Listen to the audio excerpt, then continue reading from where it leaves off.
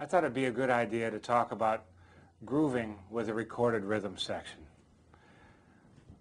In teaching this course up to now, I've heard a lot of examples, and I hear a wide range, evidence of a wide range of experience with playing with bands and playing with recorded tracks. The idea with every recording that you make on the guitar is to make sure that you're playing with the right level of intensity.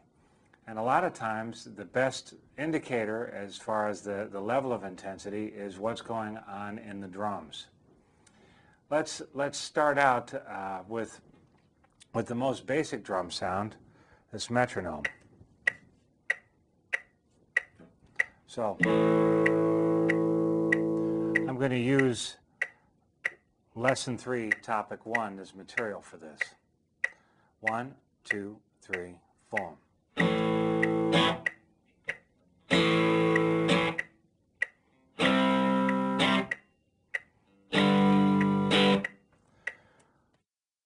Although I don't have drum sounds there, I'm imagining a pounding rock drum sound on this one. The rhythm of this is a dotted quarter and an eighth note. So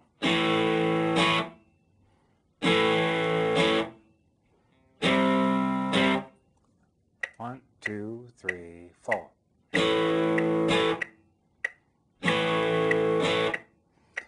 Also, if you'll notice, I'm strumming across the strings pretty quickly, but in time with the metronome. It's not like this. 2, 3, 4.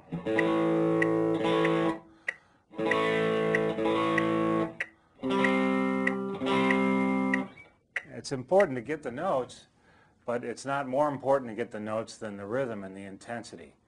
You've got to play with the right articulation, the right time feel, the right timbre. All of these things go into it. We spend a lot of time talking about the notes that we're playing, but really use your ears to listen to the tracks that I've recorded and the great performances especially to get some indicators as to how you should best play. Now let me demonstrate with a drum sound on my computer.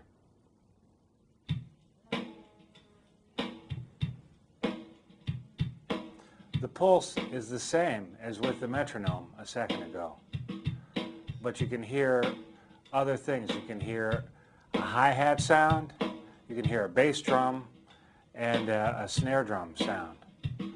So what I'm going to try to do is pretend like I'm playing into the center of the drum set to try to match the level of intensity of this great drummer.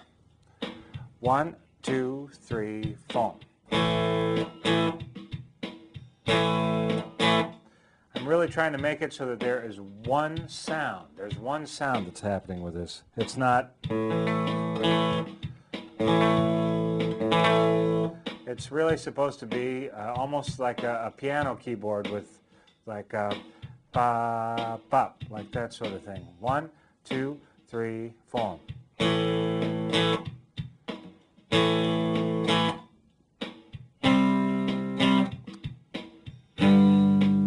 Now with fuzz.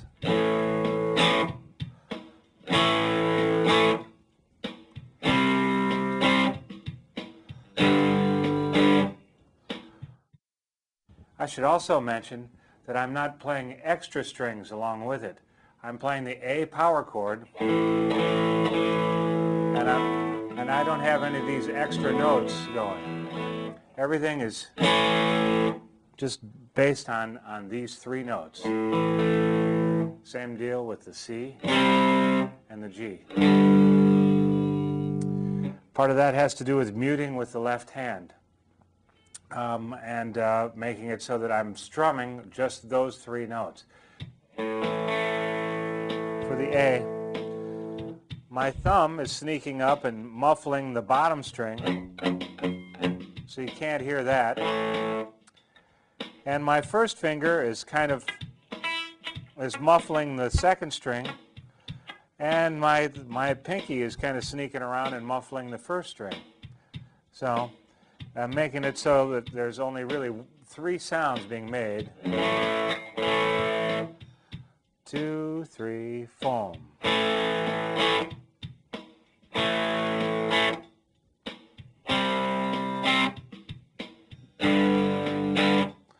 So I'm really making it so that the other strings are muffled, or at least they're not being bumped by my right hand. So that's a way to get a good clean sound. It takes some practice, but if you really want to make it sound good, that's what you've got to do. Now, let me put the bass sound along with it as well. You get to hear me introduce it. Power chords example. 1, 2, 3, 4.